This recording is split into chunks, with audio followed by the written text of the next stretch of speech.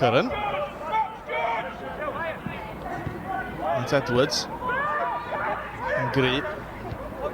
Ni'n gosod yn ôl I Palmer. Wel, mae'r droed chwith yna yn warthwyl.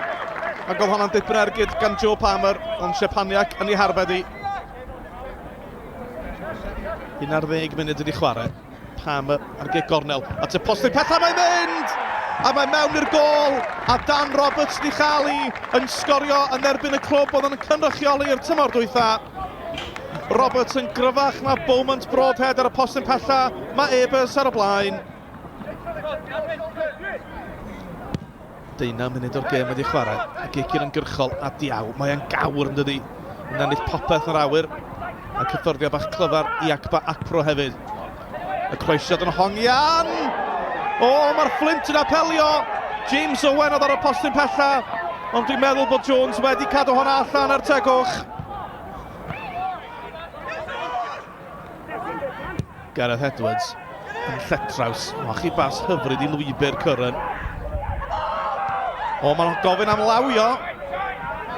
Meddiant dal gan y tîm cartre. Jake Phillips. Curran.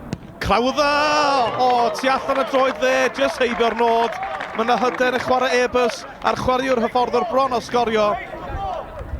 Ond na lawio yn erbyn Harry Owen tybed. Ond yna, symudiad gorau'r gêm hyd yma. Un cyffyrddiad, ond heibio'r nod. Mynryn dos rawd I chwarae.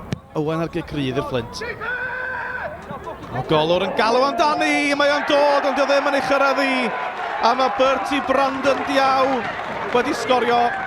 Mae wedi chwarae yn yr Almaen, Israel, Lloegr, Germania, Gwlad yr Ia, a nawr mae wedi sgorio yn uwch gyngrair Cymru. Fe weiddodd y golwr, nath e ddim ei chasglu hi, mae'n gol, a mae mor syml o hynny, mae'r Fflint yn gyfartal.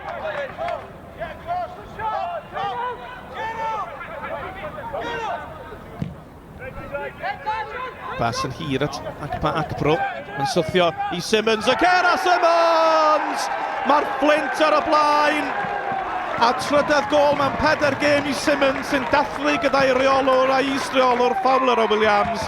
Doedd na neb yn ddigon agos I Simmons, nath yn dda I sgifo'r briwsion o'r gig hir. Mae hwn yn chwaraewr sydd werth I wylio'r tymor hwn. 2 funud o'r 90 yn weddill, cig gornel i'r Fflint. Mae'n cyrraedd James Owen. Baedd yn fler, Airbus yn methu chlirio. Mae'n syrthio I Jordan Carroll! A mae'r Gwyddel wedi selio'r triphwynt i'r Fflint. I gol gynta yn y gyngrair hon. Airbus oedd bia'r hanner cynta, ond Fflint sydd wedi cipio'r ail hanner a chipio'r pwyntiau hefyd. Airbus 1 y Fflint 2. Yeah, I thought it was a game of 2 halves. I didn't like what I saw in the first half in terms of my players, in terms of body language and application. And they fully deserved to take the lead. We had a few choice words at half-time, addressed the shape a little bit better, the body language was back, the shoulders were back, and the second half it was a Lee Fowler's team. Performance-wise, I thought we were excellent first half, coming in 1-0 up. Stopped doing the good things we did first half. Again, individual errors cost us, but we're on a little bad run at the moment, but performance-wise, we're not far off. Oedden ni'n gwybod dod yma ddim wedi fod yn tuff achos Airbus wedi curo eto, ond dwi'n meddwl maen nhw mewn false position really, achos maen nhw'n tîm da. A oedden ni lawr hanner gynta, heb di chwarae'n da iawn. A gathon ni dim bach o roleg cyn hanner amser, a oedden ni ddod allan y chwarae'n rili da yn ail hanner. Y peth mwyaf pwysig yn y gyngrair yma ydi sgorio'n gyntaf, ac nathon ni wneud hwnna heno, ac oedden ni jyst yn gobeithio o'r ail hanner bod ni'n gallu cael llechan lan ac fysa hwnna di ennill y gêm iddyn ni. Ond unwaith oedden ni di eildio'r gol yna, gol siomedig eto.